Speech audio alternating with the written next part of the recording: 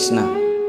भक्तों, हरिशयनी एकादशी व्रत उपलक्ष्य में आप सबको बहुत बहुत शुभकामनाएं। आइए आज हम लोग श्रवण करते हैं श्री हरिशयनी एकादशी व्रत की महिमा कथा। इस आषाढ़ मास शुक्ल पक्ष हरिशयनी एकादशी व्रत की महिमा कथा भविष्य पुराण में वर्णन की गई। एक बार श्री युधिष्ठिर महाराज ने भगवान श्री कृष्ण से प्रश्न किया कि प्रभु, आप कृपा करके मुझे इस आषाढ़ मास शुक्ल पक्ष एकादशी व्रत तिथि की महिमा कथा श्रवण कराइए। भगवान श्री कृष्ण ने युधिष्ठिर महाराज से कहा, हे राजन, इस हरिशयनी एकादशी है आषाढ़ मास शुक्ल पक्ष एकादशी तिथि का नाम है श्री हरिशयनी एकादशी, क्योंकि 4 मास के लिए भगवान शयन कर, वो कारण से इस एकादशी तिथि का नाम है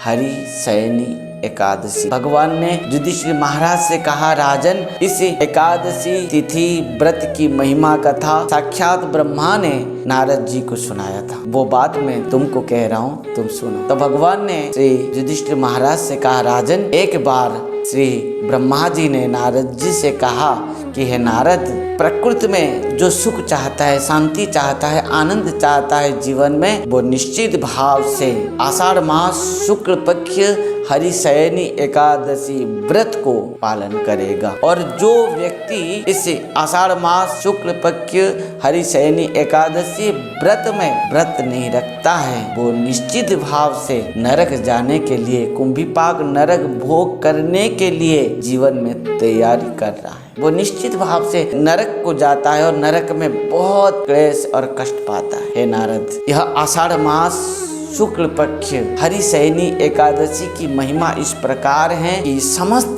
पापों को नाश करने वाली, समस्त प्रारब्ध कर्मों को नाश करने वाली, समस्त ऐश्वर्य वैभव को प्रदान करने वाली और साक्षात भगवत प्रेम को प्रदान करने वाली है यह आषाढ़ मास शुक्ल पक्ष हरिशयनी एकादशी। हे नारद, सुनो, एक प्राचीन काल की कथामृत को मैं तुमको सुना रहा हूँ। प्राचीन काल में एक क्षत्र सम्राट, चक्रवर्ती सम्राट थे जिनका नाम था मांधाता। और इस मांधाता राजा ने इस प्रकार धार्मिक थे, अत्यंत भगवत प्रेमी थे, तत्वज्ञ थे, समस्त प्रजाओं को धर्म में ही पालन करते थे, अपना पुत्रवत सबको प्रेम और स्नेह करते हुए सबको प्रजाओं को पालन करते थे।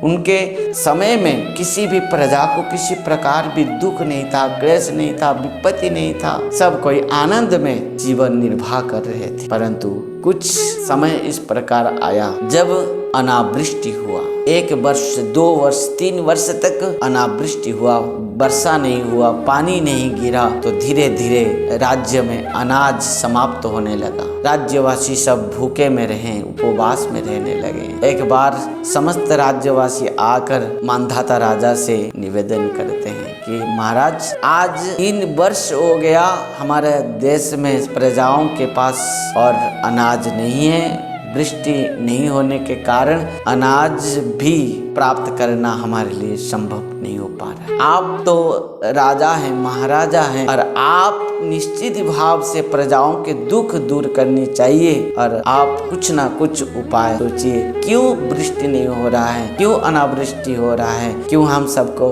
अनाज नहीं मिल पा रहा है। महाराजा मांधाता ने कहा प्रजाओं से हाथ जोड़कर, ये निश्चित बातें हैं, परंतु मैं सोच कर भी समझ नहीं पा रहा हूँ क्यों इस प्रकार हो रहा है। मैं निश्चित भाव से इस कथा को मैं निश्चित भाव से कहीं ना कहीं कहाँ से प्राप्त करूँगा। आप चिंता मत करो, मैं इसका कारण कहीं ना कहीं से प्राप्त करूँगा। इस प्रकार समस्त प्रजाओं को मांधाता राजा ने बहुत सुंदर भाव से समझाते हुए कुछ अपना परिकरों के साथ मांधाता राजा ने जंगल के अंदर में गए और वन में भटकने लगे।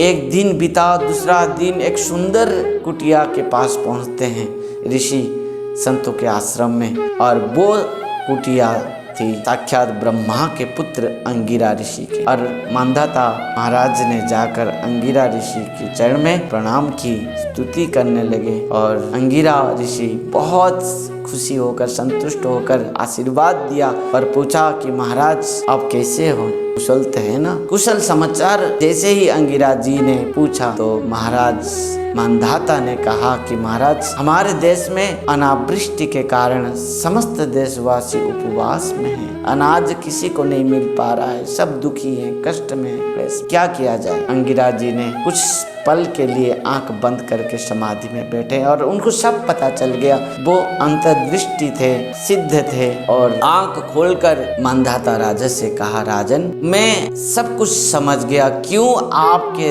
राज्य में अनावृष्टि है, वृष्टि नहीं हो रहा, क्योंकि आपके राज्य में कोई एक शूद्र अभी तपस्या में है और वो कारण से, जबकि तपस्या का अधिकार शूद्रों का नहीं होता है और आप यदि वो शूद्र को मार देंगे, यदि उनको वो तपस्या से निवृत्त कर देंगे, तब जाकर आपके राज्य में वृष्टि होगा। परंतु मानधाता राजा बहुत धर्मज्ञ थे, तत्वज्ञ थे, धर्मात्मा थे। उन्होंने अंगिरा जी के चरण में गिरते हुए कहा, महाराज आप मुझे कुछ और उपाय बताइए, मैं तो कभी भी किसी तपस्वी को नहीं मार सकता हूँ, क्योंकि वो शूद्र भी क्यों न हो, निश्चित भाव से वो तपस्या कर रहे हैं, मतलब कुछ बहुत बड़े महात्मा होंगे, अब तो तपस्या कर रहे हैं, तो महाराज और कुछ मुझे उपाय बताइए। अंगिरा जी ने कहा, राजन आप चिंता मत कीजिए, और भी उपाय हैं। क्या उपाय? कि आने वाली एकादशी तिथि इस आषाढ़ मास शुक्ल पक्ष हरिशयनी एकादशी है। इस तिथि में आप और आपके समस्त प्रजा मिलकर इस एकादशी को आप निष्ठा के साथ पालन कीजिए, निश्चित भाव से वृष्टि होगा और आप सबको अनाज प्राप्त हो। अंगिरा जी की इस बात को श्रवण करके राजा मानधाता और समस्त प्रजा अत्यंत आनंदित हो। सब ने अपेक्षा किए। आषाढ़ मास शुक्ल पक्ष हरिशयनी एकादशी तिथि आई और वो तिथि में मानधाता राजा और समस्त प्रजाओं ने अत्यंत आनंद और निष्ठा के साथ व्रत रखे। और जैसे ही व्रत रखे, व्रत रखते ही, अनुष्ठान रखते ही भजन कीर्तन और श्रद्धा के साथ भगवान की कथा श्रवण आदि साधु संत के संग करते हुए, वैष्णव के संग करते हुए, ब्राह्मणों को सेवा और उनको भोजन आदि द्वादशी में दिए।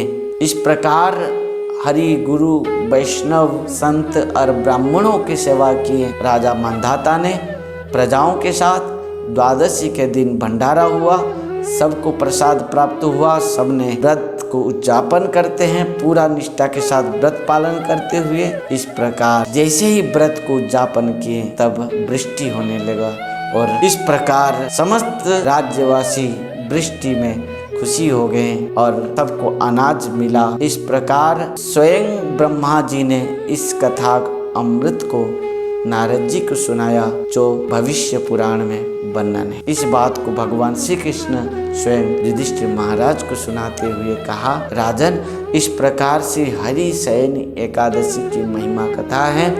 जो श्रवण करता है उसको कृष्ण प्रेम तक प्राप्त हो जाता है और जो निष्ठा के साथ पालन करता है वो समस्त प्रारब्ध कर्म और पापों से मुक्त होकर यह जगत में समस्त ऐश्वर्य को प्राप्त करता है, परलोक में भगवत प्राप्त करता है, भगवान के चरण को प्राप्त करता है, कृष्ण प्रेम को प्राप्त करता है। इस प्रकार हरिशयनी एकादशी व्रत की महिमा कथा आज हमने सुना। हरे कृष्ण, हरि बोल।